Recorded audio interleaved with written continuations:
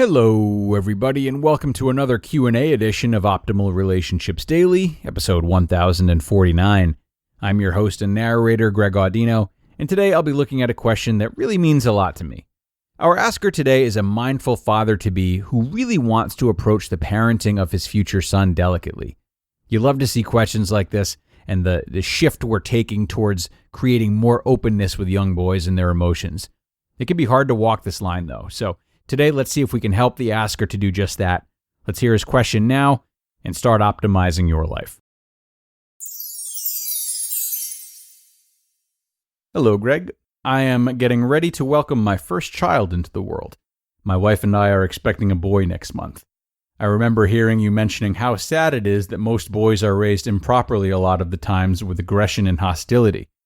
I know you aren't a dad, but how do I raise a son that's in touch with his sensitive side while not discouraging him from acting tough like boys naturally want to do? Hey, congratulations. That's wonderful news. I'm more of a baby animals guy than I am a baby humans guy, but I have definitely been coming around more to baby humans. So again, congratulations, man. That's absolutely terrific.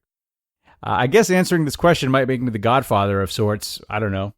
That's what I'll tell myself anyways. But really, thank you so much for trusting me with this, especially considering, as you mentioned, the fact that I am not a father myself. Yes, it's true.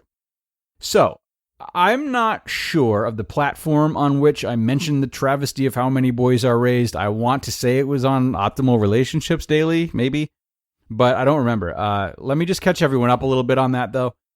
Basically, what I would have been alluding to are the many false ideas of masculinity that a lot of boys are raised with, and how we're taught to suppress quote-unquote feminine qualities like fear, affection, sadness, and more from an early age.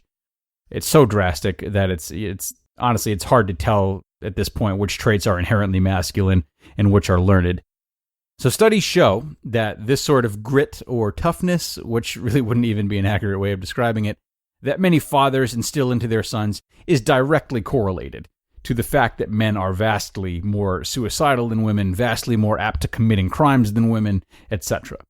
And I won't keep going on about it, but I highly recommend everyone checking out the documentary entitled The Mask You Live In.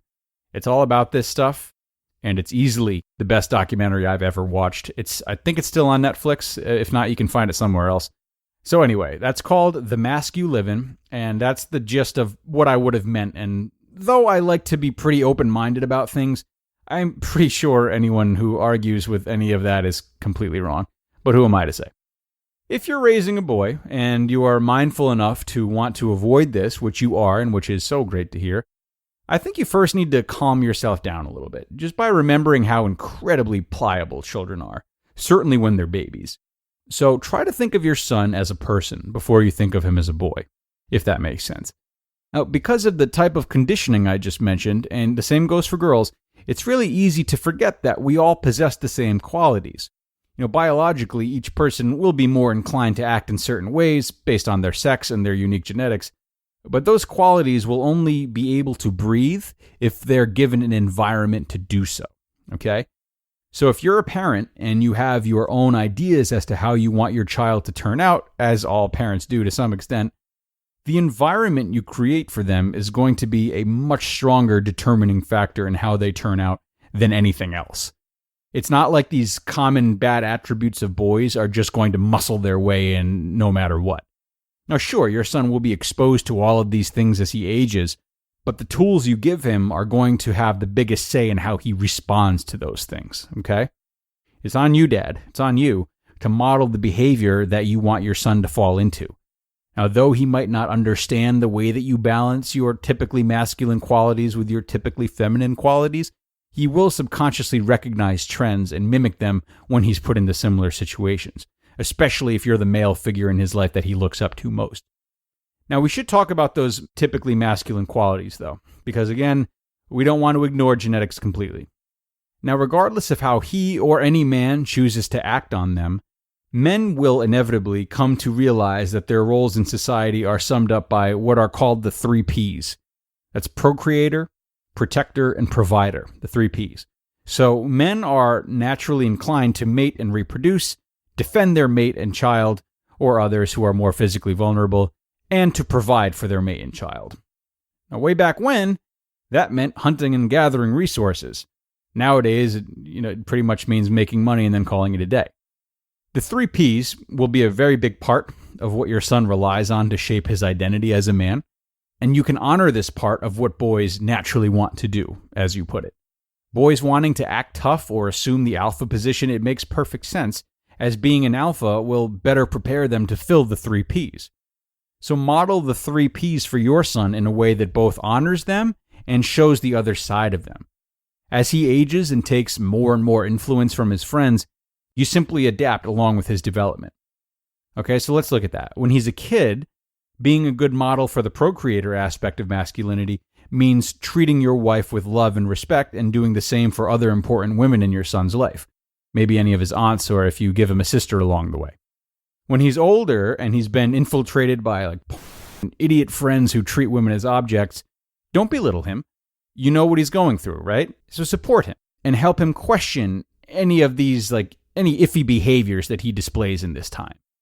Remind him of how good relationships are formed and what proper treatment of women looks like, while still acknowledging that the pressures he's getting from society are natural and to be expected. Now, modeling the provider quality when he's a kid means reminding him of the purpose behind the things you provide for your family, rather than giving him things without meaning. As he ages and considers a career path, your modeling then switches to show him that a career should be about passion and that the money he earns should be spent wisely and graciously. Showing him how to be a good protector when he's a kid means teaching him that he should stand up for himself and others in a way that is built on integrity rather than aggression. Reminding him that he should only engage in physical violence when absolutely necessary to ensure the safety of himself and others. That's just my opinion on that. Some people might see it differently, that's fine. But you all get the picture. And as he gets older, it's a similar responsibility, really, to encourage him to talk through his insecurities rather than beating himself or others to a pulp in an effort to hide them. So what's happening when you demonstrate these types of behavior is that you teach him to consider others. You're directly embracing the qualities that make for much of his masculinity, but not at the expense of his mental health or someone else's mental health. You're keeping him abreast of and not shaming him for the undercurrent of feelings that surges beneath these cornerstones of manhood. And doing so will help him understand them better and act with compassion as opposed to ego.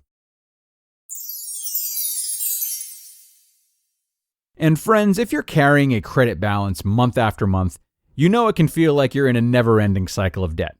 But there is good news. Our new partner, Upstart, can help you make that final payment so you can get ahead. They're the fast and easy way to pay off your debt with a personal loan, all online. And Upstart knows you're more than just your credit score, and because of that, they're expanding access to affordable credit. Unlike other lenders, Upstart considers your income and current employment to find you a smarter rate for your loan. After just a 5-minute rate check, which is even faster than an episode of ORD, you can see your rate up front for loans between $1,000 to $50,000. So, find out how Upstart can lower your monthly payments today when you go to upstart.com/ORD. That's upstart.com/ORD. Don't forget to use our URL to let them know we sent you. Loan amounts will be determined based on your credit, income, and certain other information provided in your loan application. Again, go to upstart.com/ORD. That brings us to the end, my friends. Sir, good luck on the journey of fatherhood. Thanks again for reaching out to us with this question. I'm going to bookmark this one should I ever have a son that I'm tempted to start screaming at. If you're asking my opinion, I would venture to guess that if there was one action we could collectively take that would do the most good for mankind as it is right now, it would probably be changing the way that boys are raised. It's just so important for anyone to learn how to gracefully navigate the whole spectrum of their feelings. And this is really in question for boys. Hopefully this episode helped and inspired anyone who has boys to be particularly careful in their approach. And if you've got questions of your own, I would love to take them, of course. Anything you're struggling with, whether it's about relationships or not, I am more than happy to help you out with and offer my 2 cents. You can email me your question at advice@oldpodcast.com. I definitely respond to everyone, and if I don't answer your question on the show, which is very rare, I'll be sure to help you via email. So don't be shy. That'll do it for now, though, everyone. Thanks a lot for being here, and be sure to come on back for the Sunday show tomorrow.